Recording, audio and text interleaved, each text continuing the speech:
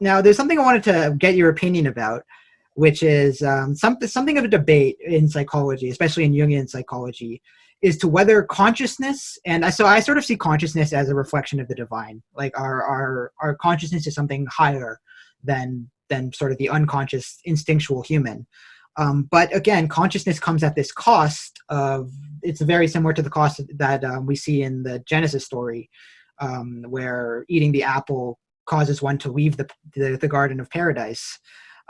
And so I was wondering what you thought. Is consciousness necessarily a good thing or a bad thing, or is it more complicated than that? Is consciousness a good thing or a bad thing? Let me first answer to the answer to Job. So Jung's book, The Answer to Job, which is a very, very fascinating, heretical, subversive, Gnostic reading of the biblical book. The way I understood the book was a bit different, and this might actually answer both questions. Jung sees God in the book as almost being too pure and remove an abstract from reality, that God doesn't truly understand Job and Job's suffering. And Jung opens up a whole new layer to the book, which is just genius. Whereas the book has been read for thousands of years as God testing Job and Job not understanding God, and then God coming in the big whirlpool and saying, I created the behemoth, I created the Leviathan, I laid out the heavens and earth. Like, where were you when that happened? Jung flips the story and he says that it's the suffering of Job that God doesn't understand. That God, being high and mighty up in heaven, doesn't know what it's like to be down here in reality, doesn't know what it's like to feel pain and feel love and feel bliss and feel anguish and feel loss. And that God in some way is jealous of Job, who represents the human's knowledge of what real manifestation and real lived experience is. And this is my reading of the book, and it could be wrong, and it's been a while since I read the book, but it struck me that the genius of Jung was that Jung is creating a paradigm to question the very act of creation itself.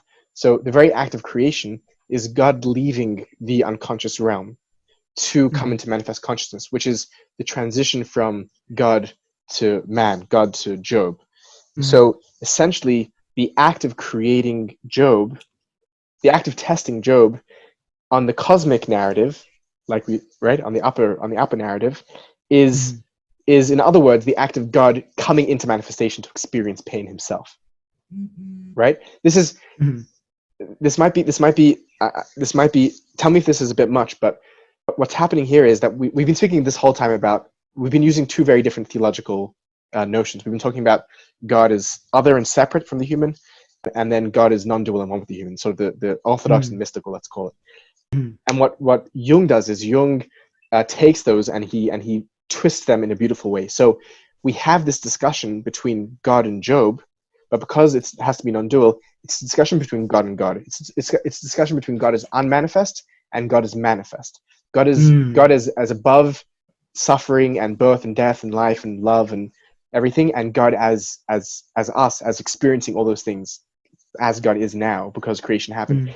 And Job, God in creation, is questioning himself, the pre-creation God.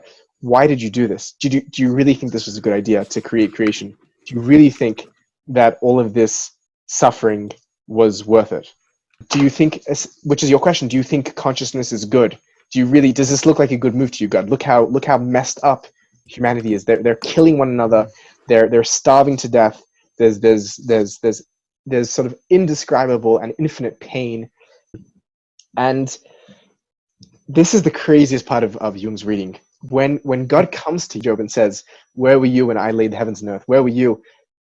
God's saying to God, "You don't know what it was like to be me pre-creation. You don't know how empty and how lonely and how sad that existence, that reality was." And whereas it's typically read as God showing his superior knowledge and wisdom, in Jung's reading, it's God coming and saying, "I'm sorry" to Job, saying, "You're right. this was a mistake. I should not have put you into the suffering. I should not have afflicted you with the boils of reality. I shouldn't have made creation. I shouldn't have brought you into being, into existence. I shouldn't have done this to myself. And he kind of covers behind this veil of omniscience and be like, oh, you don't know, you didn't see, you weren't there. But really, between the lines, he's saying, yeah, I messed up.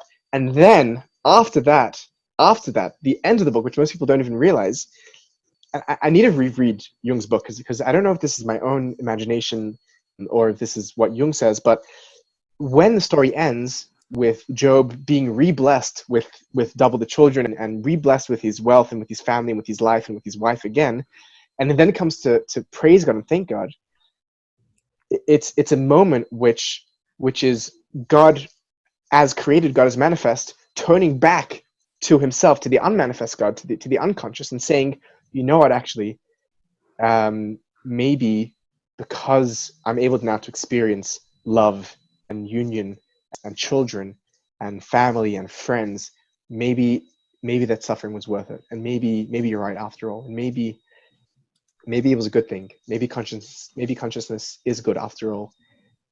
It's just it's a tremendous it's just a wow. One can get lost for years Yeah, on that idea. that was a really beautiful way to put it.